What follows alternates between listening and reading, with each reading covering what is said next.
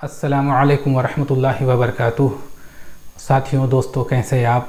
उम्मीद करता हूँ कि आप सब खैरियत से होंगे। मेरा नाम डॉक्टर रज़ा है और अल्लाह तबारक व तआला से दुआ है कि परवरदिगार आलम इस वबाई मर्ज़ से हम सब की हिफाजत फरमाए। आमीन सुम्मा आमीन। साथियों, दोस्तों, आज का जो वीडियो है वो असल में इस दौर में जो मेंटल स्ट्रेस, एंजाइटी, डिप्रेशन जैसे जो साइकोलॉजिकल प्रॉब्लम जो हमारे दरमियान में, हमारे समाज में मौजूद है, जिससे लोग परेशान हैं, बेचैन हैं, तो उसके ताल्लुक़ से उसका निवारण, उसका मैनेजमेंट या उसको कैसे दूर करेंगे और यूनानी तरीक़ा इलाज में या रेजिमिनल थेरेपी से हम उसको कैसे ट्रीट करेंगे, उसके ताल्लुक़ से मैं आपके सामने कुछ बातें पेश करना चाहता हूँ। जैसे कि हम सब जानते हैं कि आजकल सोशल स्टिग्मेटेशन या सोशल डिस्क्रिमिनेशन जैसी चीज़ें बहुत ज़्यादा नज़र आ रही है। मतलब ये है कि अगर किसी को खुदा न खास्ता कोरोना वायरस पॉजिटिव आ गया या फिर उसे किसी शख्स को क्वारंटाइन में किया गया या उनको आइसोलेट किया गया या किसी फैमिली के कुछ मेंबर को हॉस्पिटलाइज किया गया, तो समाज के मोहल्ले के लोग उस फैमिली को, उन अफराद को इतनी हिकारत से देख रहे हैं और इतने उनको ऐसा फील हो रहा है जैसे कि गोया उन्होंने कोई बहुत बड़ा पाप किया है, गुनाह किया है। उनको बड़ी बुरी नज़र से देखा जा रहा है। उसको स्टिग्मा कहा जाता है, जैसे कि कोई दाग धब्बा है समाज का कि इनको कोरोना कैसा हो गया। यहाँ तक कि अगर कोरोना पॉजिटिव ना भी हो, उनको कोई अलामत ना हो या पॉजिटिव की रिपोर्ट ना भी आई हो, एहतियातन अगर गवर्नमेंट ने उनको क्वारंटाइन किया है, तो उन फैमिली से भी लोग इस कदर नफ़रत कर रहे हैं कि उनसे सलाम दुआ भी करना गवारा नहीं कर रहे हैं। तो उस कंडीशन को स्टिग्मा, सोशल स्टिग्मा कहा जाता है। उसके अलावा हम सब जैसे जानते हैं कि आजकल लोगों के कारोबार बंद है, तो लोगों को फाइनेंशियल क्राइसिस है।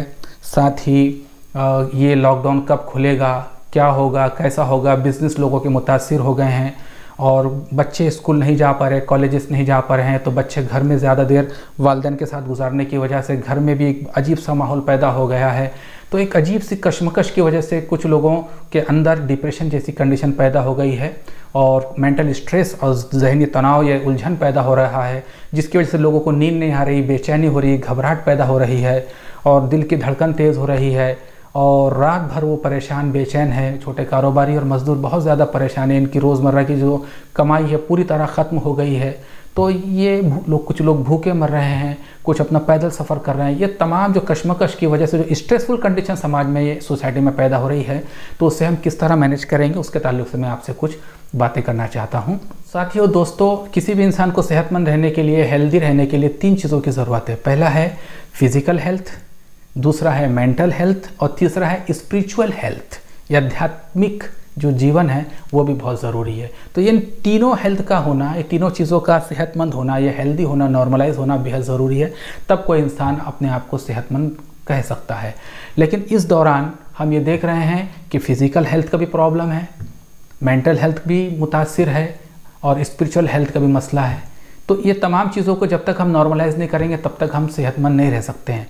तो घबराहट, बेचैनी, उलझन, परेशानी, अफसुर्दगी और डिप्रेशन और एंजाइटी जैसी चीज़ों से अगर इंसान को अगर छुटकारा हासिल करना है, तो उसके लिए अल्लाह तबारक व तआला ने कलाम पाक में इरशाद फरमाया है, अला बिज़िक्रिल्लाहि तत्मइन्नुल क़ुलूब, सुन लो अल्लाह की याद ही में दिलों का चैन है।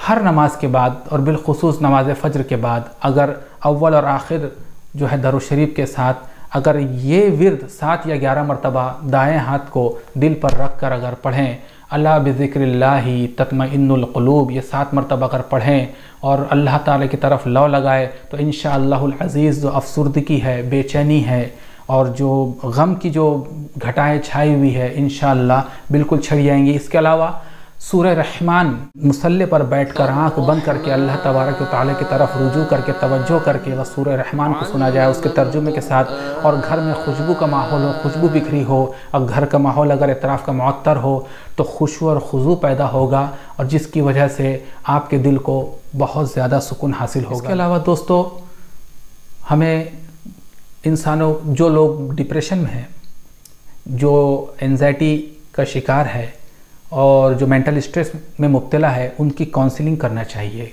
काउंसलिंग से मुराद हमें उन्हें इस तरह समझाना चाहिए, उन्हें दिलासा देना चाहिए, उन्हें उम्मीदें जगाना चाहिए। उनके अंदर जो निगेटिव थॉट्स है, जो मनफी जो ख़यालात है, उनको दूर करने की कोशिश करना चाहिए। उनके दिमाग को डाइवर्ट करना चाहिए और उन्हें इस तरह इत्मीनान दिलाना चाहिए कि तमाम वबाएँ, जितनी अमराज है, वो सब अल्लाह की तरफ से नाजिल होते हैं। अल्लाह पर तवक्कल करो और अल्लाह जो चाहता है वही होता है, उसके हुक्म के बिना कुछ नहीं होता है। लिहाजा अगर एक सच्चा ईमान वाला वही है जो अल्लाह के हर फैसले पर राज़ी हो जाए, अल्लाह की रज़ा पे राज़ी हो जाए, किसी किस्म की शिकायत ना करे। ये इम्तिहान की घड़ियाँ जो है अम्बिया अलैहिमुस्सलाम और औलिया इकराम रहमतुल्लाहि ताला अलैहिम अजमईन और अल्लाह के तमाम नेक बंदों पर भी आजमाइशें आई है और उन्होंने भी उसका सब्र शुक्र के साथ उसका मुकाबला किया और अल्लाह का शुक्र अदा किया। उसके बाद उनके दर्जात बुलंद किए गए। तो ये तमाम चीज़ें बताना चाहिए कि जब तक इम्तिहान ना हो, जब तक अपने और पराये की पहचान भी नहीं होती। इस अल्लाह ताला आज़माता है।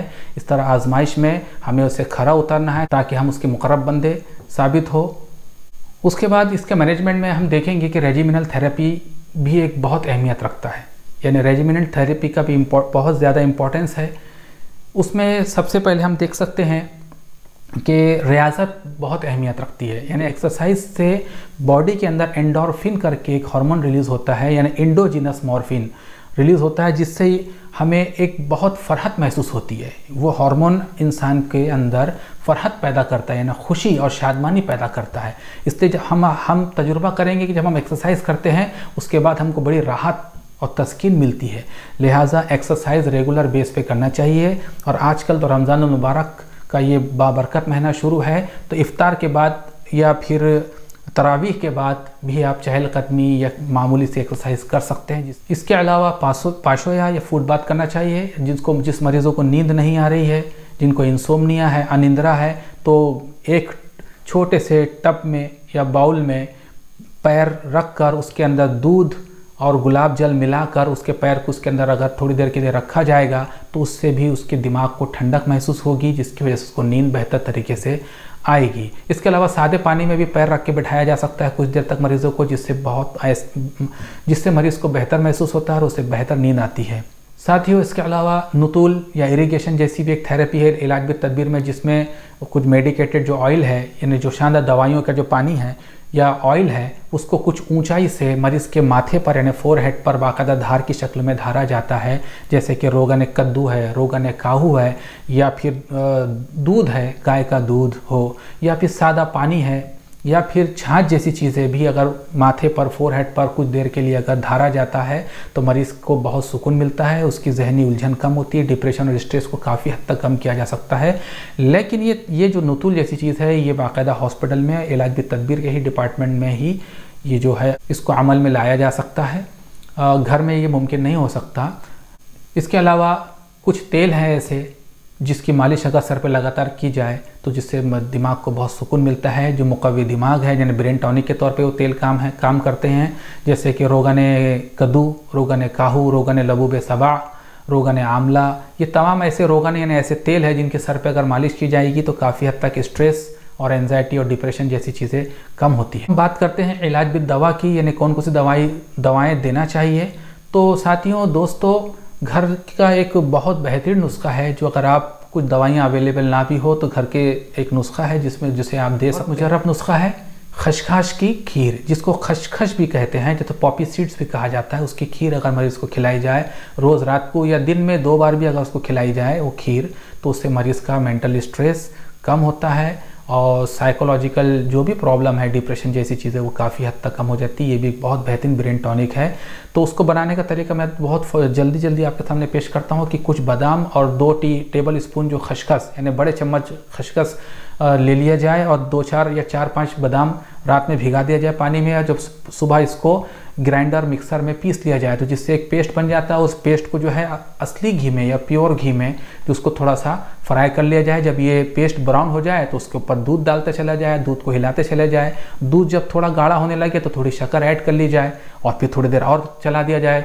जब वो गाढ़ा हो जाएगा तो उसको उतार लिया जाए और उसको सर्व कर लिया जाए। खशखश की खीर तैयार हो गई। इस तरह ये खीर आप दोनों टाइम मरीज़ को खिला सकते हैं, तो इससे बहुत ज़्यादा फ़ायदा हासिल होता है। इसके बाद एक बेहतरीन आपको मैं दवा बता रहा हूँ, असगन नागोरी, जिसको अश्वगंधा भी कहते हैं।